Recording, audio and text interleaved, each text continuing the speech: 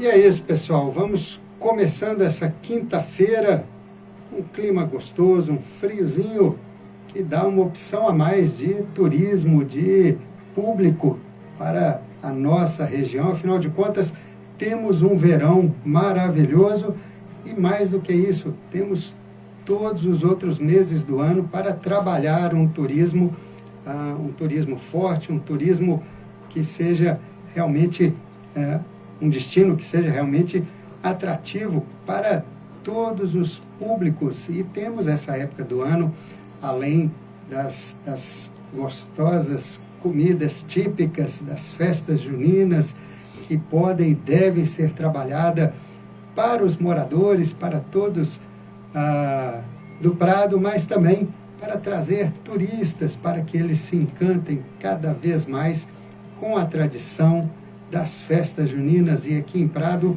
é muito especial tudo isso e vale a pena ser trabalhado esse grande potencial que temos da tradição das festas juninas e já de uma tradição que eu falava agora há pouco, que é justamente também a temporada das baleias jubarte, ou seja, opções para um turismo forte na região durante todo o ano, para que a gente tenha um excelente ticket médio, uma excelente taxa de ocupação nos hotéis e pousadas e, consequentemente, em todo o comércio, restaurantes, barracas de praia, com cardápios adaptados à época do ano, com cardápios adaptados ao perfil do turista que nos procura e que podem nos procurar nessa época do ano também.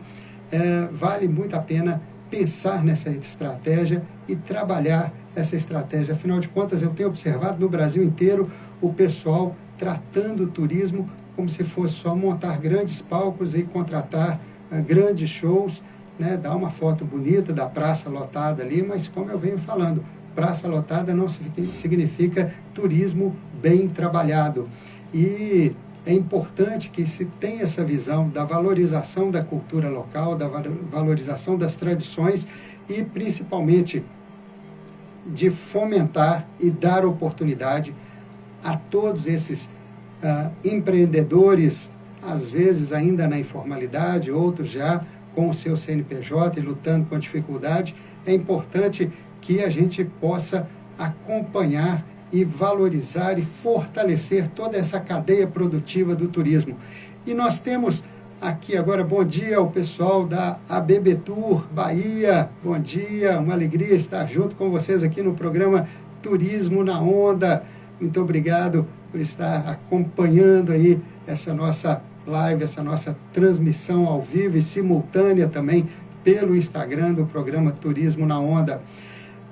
Nós estamos aqui na Costa das Baleias, justamente na temporada das jubartes, aqui na nossa região, oportunidade para o turismo de natureza e observação. Eu citei aqui agora tantos outros que nós temos na região também, que podem e devem ser trabalhados durante todo o ano, como, por exemplo, o turismo de observação de aves, né? O turismo de observação de pássaros, com o Vem Passariar, um projeto já muito bem sucedido, que acontece regularmente durante todo o ano lá no Parque Nacional do Descobrimento. E as baleias jubarte, nessa época do ano, elas estão por aqui, entre os meses de junho até outubro, início de dezembro. A Costa das Baleias, no extremo sul da Bahia, transforma-se em um dos palcos mais emocionantes da natureza brasileira. Durante esse período, milhares é exagero, mas dezenas, né, de baleias jubarte, elas migram para as águas geladas, das águas geladas da Antártica para o litoral baiano, em busca de águas mais quentes e calmas, ideais para acasalamento e todo o processo reprodutivo. O espetáculo de saltos, batidas de cauda e interação entre mães e filhotes atrai turistas de todas as partes do Brasil e do mundo, consolidando a região como um dos principais destinos de turismo de observação de baleias no país. Esta crescente demanda por experiências autênticas e ligadas à natureza abre uma série de oportunidades para o fortalecimento da atividade turística local. As operadoras de turismo náutico, guias especializados, hospedagens sustentáveis, restaurantes e artesãos têm a chance de integrar seus serviços a roteiros temáticos, agregando valor à experiência do visitante. Além dos passeios de avistamento ou observação de baleias, há espaço para desenvolver trilhas interpretativas, atividades de educação ambiental e ações de sensibilização voltadas à conservação marinha. O turismo de observação de baleias na Costa das Baleias também contribui para a geração de emprego e renda, além de estimular a valorização da cultura local e a proteção dos ecossistemas costeiros, com o planejamento adequado, capacitação de profissionais e promoção estratégica. Esse segmento pode se tornar um diferencial competitivo para o destino durante a temporada. O desafio agora é transformar a visita às baleias em uma experiência inesquecível, segura e sustentável, capaz de fortalecer a imagem da Costa das Baleias como referência nacional no turismo de natureza. E esse texto que eu fiz, eu compartilho também na minha página do LinkedIn, eu compartilho na minha página do Turismo Profissional no Facebook. Vocês vão ter a oportunidade de acompanhar esse e outros textos que a gente tem produzido aí referente ao turismo para fortalecer cada vez mais o turismo, não só aqui na Costa das Baleias, não só aqui no Destino Prado, mas em toda a nossa região da Bahia. Afinal de contas, no turismo não existe carreira solo.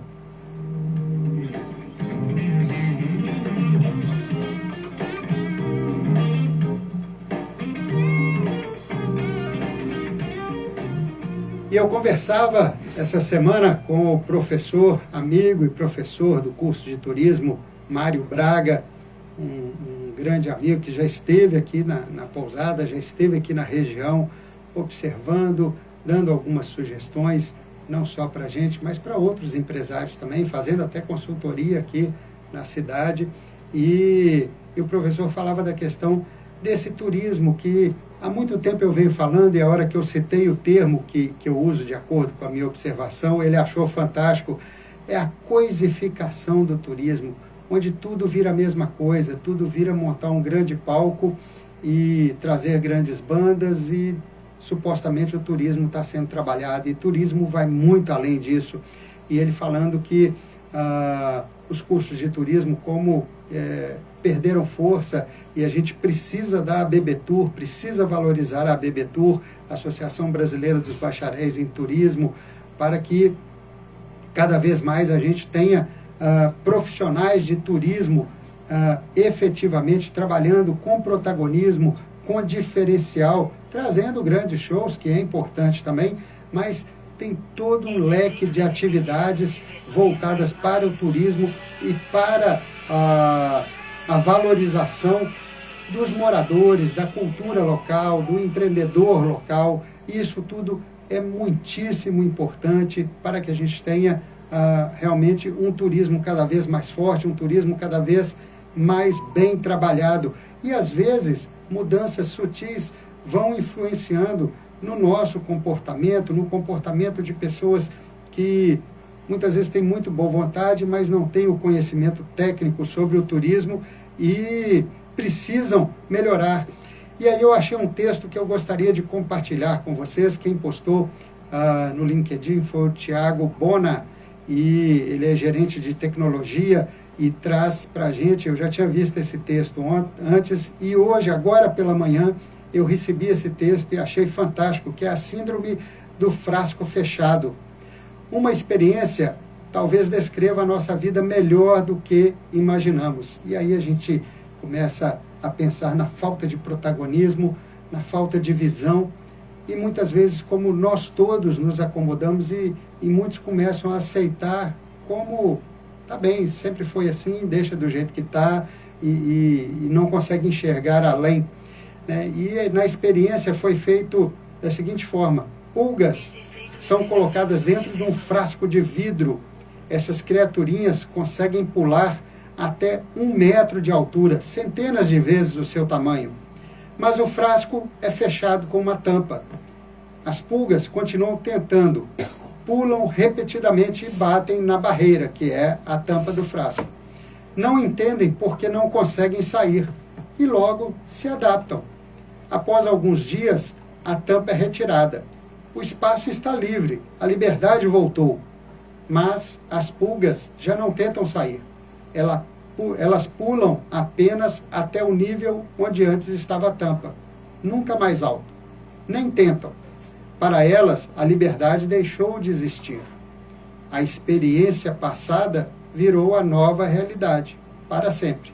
Eis a tragédia. Mesmo quando os obstáculos somem, os programas na nossa mente continuam rodando no automático, como uma sombra do passado que sussurra: nem tenta, não vai dar certo. Vivemos como fomos ensinados. Alguém disse: você não consegue, isso não é para você, já é tarde demais, e começamos a pular abaixo, bem baixo, bem abaixo do nosso potencial. E o pior é que isso se repassa. Os filhotes das pulgas também não pulam alto. Não porque não podem, mas porque não sabem que é possível. Agora eu te pergunto, e se fosse você a escrever o final dessa história? Qual seria? Então, muitas vezes, a gente tem essa limitação de um trabalho para o destino turístico, vem sendo colocada a coisa de uma forma muito engessada, muito pronta. Parece que são boas ações, mas quando você olha, são, como eu costumo dizer, os enlatados, né? As palestras que vêm, as consultorias que vêm, os trabalhos que são propostos, não são trabalhos personalizados e provocando um protagonismo do destino. É um trabalho, muitas vezes, para atingir a meta daquela empresa, daquela instituição.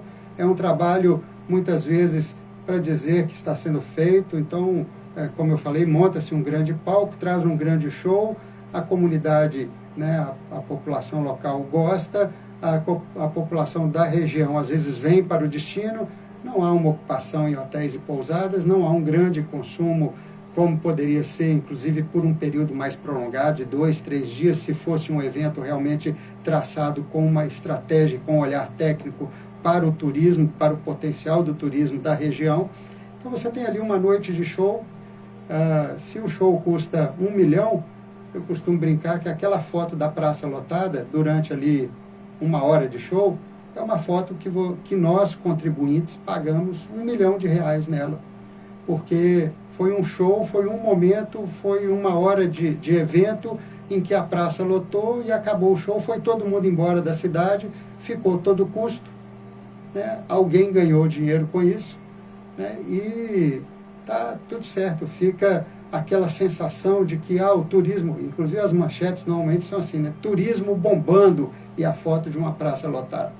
Mas o que é feito realmente em prol da valorização da cultura local, do artista local, dos fazedores de cultura, das tradições, e que a gente realmente precisa analisar com muito carinho, afinal de contas, agora eu tenho visto aí matérias na internet falando de escolas que não estão usando nem o termo São João mais, por questões religiosas, e aí colocam hoje como festa do milho, e pedem aos pais para não caracterizar os filhos como caipiras, aquele caipirinha tradicional, bonito, e que a gente sempre viveu, nós que temos aí na faixa de 40, 50 anos, sempre vivemos essa experiência das festas juninas, do chapéu de palha, do bigode feito de carvão, né? Muitas vezes meu pai fazia o bigode de carvão em mim, a barbicha, o dente pintado de preto. Não, as escolas estão pedindo para acabar com isso. Então nós estamos perdendo as nossas referências culturais, e isso para a população é terrível, e para o turismo, pior ainda, né? Então, precisamos ter profissionais cada vez melhores, trabalhando em posições estratégicas para que o turismo seja trabalhado também de uma forma estratégica e de uma forma que encante cada vez mais todos os visitantes e, mais uma vez, repito, proporcione oportunidades para todos os moradores.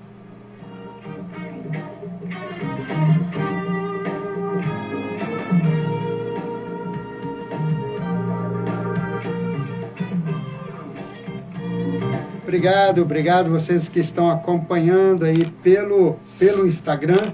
A gente teve uma fase em que, principalmente durante a pandemia, né, Francisco? Muitas lives, muita transmissão ao vivo, e a gente trazendo aqui muitas transmissões, inclusive batendo um papo com o pessoal. Olá, Geisa, tudo bem? Bom dia, obrigado por estar acompanhando o programa Turismo na Onda, e a gente trazendo inclusive de parceiros, de amigos nossos na Europa que trabalham com turismo lá até hoje, e na época, quando a pandemia lá já estava da metade para o final, estava chegando aqui, então a gente buscando esse contato através das lives para trazer informação de qualidade, para trazer informação que era tão preciosa naquela época, né? E sempre foi, agora da mesma forma, só que hoje a gente voltado mais por fazer um bom trabalho para o turismo. Naquela época, a gente, com o turismo todo parado, procurando fazer um bom trabalho para a saúde de todos. E agora a gente pretende voltar com essas ações, com os vídeos, com as lives e também com a transmissão simultânea do programa Turismo na Onda.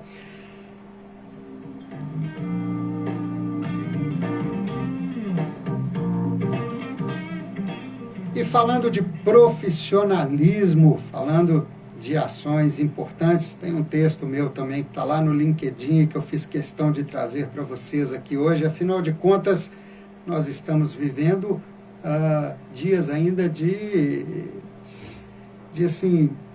uma surpresa desagradável, né? De uma sensação de impotência, né? Que foi justamente ver aquela moça Juliana perder a vida de uma forma tão absurda, né? A sensação de impotência, a sensação de desprezo pela vida, né? Quando a gente acha que vão mobilizar céus e terras, né, para retirar a moça de lá o quanto antes, a gente vê toda a inércia, né, de governos e de ações e de cobranças e nada. Parece que nada foi feito, simplesmente esperaram ela sair de lá sozinha ou então retirar depois que ela já estava sem vida. E eu falei justamente sobre isso e sobre a importância. Isso mesmo, Geisa. O turismo foi um dos setores, foi o primeiro a ser impactado durante a pandemia e o último a voltar, né? Nós todos sofremos muito, né, com toda aquela situação, com todas as questões envolvidas. As perdas, eu não vou nem citar, muitos amigos, muitas pessoas, muitos parentes, né, todos perdemos, e em termos de trabalho, de atuação no mercado, o turismo realmente foi o primeiro a parar e o último a conseguir retomar as atividades. E no último dia 20, voltando aqui ao texto, né, sobre a Juliana Marins, no último dia 20 de junho de 2025, a publicitária brasileira Juliana Marins, de 26 anos, despencou cerca de 300 metros ao escorregar durante uma trilha noturna no Monte Rinjani, na Indonésia. Esse acidente traz à tona aspectos importantes quanto à sinalização, preparação de trilhas, escaladas, visitação e um bom apoio técnico de guias em destinos turísticos e seus pontos de visitação, principalmente em trilhas em geral e, em especial, as de grande altitude e terreno instável, umidade no chão, cansaço e ausência de sinalização adequada. Esse acidente enfatiza a importância de várias práticas de segurança.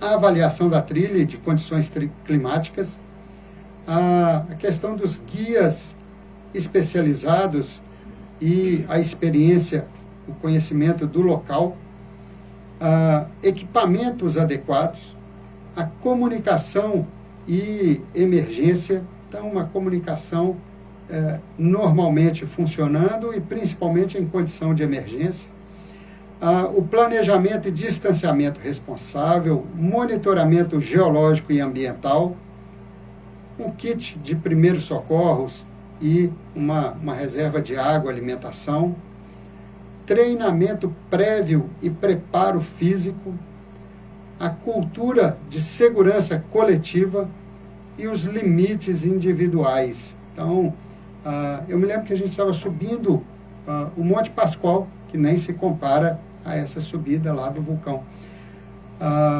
Uma trilha extremamente rústica, um grau de dificuldade aqui que eu considero médio, né? Então a pessoa tem que ter um preparo mínimo. E durante a subida,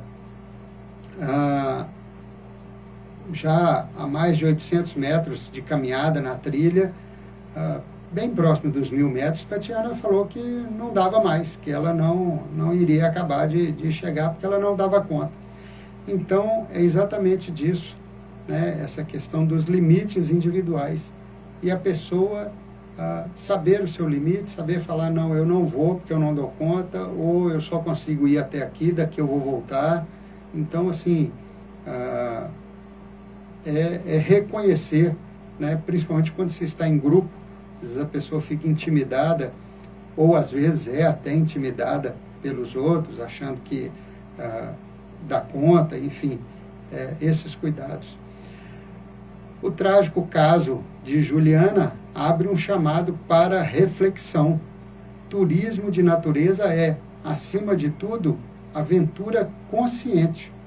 Um acidente grave muda não apenas a vida, mas também reforça a necessidade de práticas sistematizadas de segurança, gestão comunitária e responsabilidade técnica.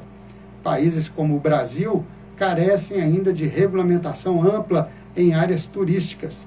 Cachoeiras, cânions, trilhas também correm riscos similares, conforme inclusive já aconteceu há algum tempo em Capitólio, Minas Gerais, e recentemente um grupo de turistas que foi organizado ali para um stand-up paddle e acabou ficando à deriva, né, ao sair para ver o sol nascer lá do mar. Então, os ventos fortes e as correntes marítimas acabaram arrastando todo o grupo, que precisou chamar os bombeiros, né, o pessoal da organização ali desse passeio não deu conta e acabou precisando chamar os bombeiros para resgatar esse grupo. As causas ainda estão sendo investigadas na questão do balão lá em Santa Catarina, né, o balão que todos devem ter acompanhado aí pelas redes sociais, um balão com um cesto grande, com mais de 20 pessoas, 21 pessoas, se não me engano. Esse balão incendiou e, infelizmente, parece que 8 pessoas faleceram também nesse acidente. Então, a adoção de normas e vistorias regulares se mostra urgente para evitar que aventureiros enfrentem consequências irreversíveis. Enfim, turismo de natureza é regenerador, é transformador, mas exige planejamento, respeito ao ambiente e, principalmente, a própria segurança. Turismólogos, guias, operadores e viajantes têm um papel primordial em criar uma cultura onde explorar turismo de natureza seja sinônimo de cuidado, preparo e responsabilidade. Só assim poderemos desfrutar da beleza selvagem por muitos caminhos ainda a desbravar. Então, o turismo é coisa séria e a gente precisa de um turismo cada vez mais profissional. Eu acabei não citando aqui nesse texto, mas A região de falésias, né? Todo cuidado é pouco também. Os hóspedes que chegam ali na pousada Água de Coco, a hora que vão passear, que perguntam, principalmente pelas falésias, a gente já logo orienta, olha, as praias aqui têm falésias belíssimas e vale a pena visitar, tanto na parte superior, fazer o passeio, dar fotos assim maravilhosas, você vai conseguir fotos incríveis, mas é preciso muito cuidado, tanto quem está na parte superior das falésias, não chegar muito à beirada, ter todo um cuidado ali, todo um bom senso, como também não ficar muito próximo das falésias na praia, né? Manter sempre uma distância de segurança, porque, claro, corre risco de acontecer, né? um desabamento de uma parte ali da falésia e acabar atingindo quem estiver logo abaixo. Então, essas orientações, esse cuidado, essa atenção, esse profissionalismo no atendimento aos visitantes, aos grupos que vêm passear por aqui e em qualquer outro destino, é sempre muito importante e a gente precisa de profissionais cada vez mais qualificados, a gente precisa de ponto de informações turísticas, a gente precisa de um material não só do trade, mas também do próprio poder público com essas orientações, alertando para a importância desses cuidados para que a gente tenha um turismo cada vez mais forte durante todo o ano e também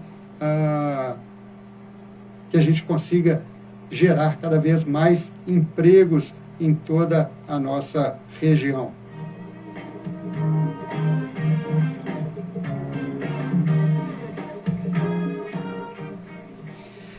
Essa época de baixa temporada, além das tarifas estarem mais atrativas, né, principalmente nos meios de hospedagem, você que está acompanhando o programa Turismo na Onda, seja pela transmissão ao vivo no Instagram, obrigado Luiz Ferraz também chegou por aqui acompanhando, muito obrigado Luiz. Você que está acompanhando ou pelo Instagram agora ao vivo ou depois, né, a gente deixando gravado aí no nosso Instagram do programa, você pode aproveitar todo esse período de baixa temporada, e não só Prado, mas toda a região da Costa das Baleias tem lugares incríveis, tem lugares maravilhosos, o turismo religioso tem um grande potencial aqui na nossa região, desde Itaém até Itamaraju, com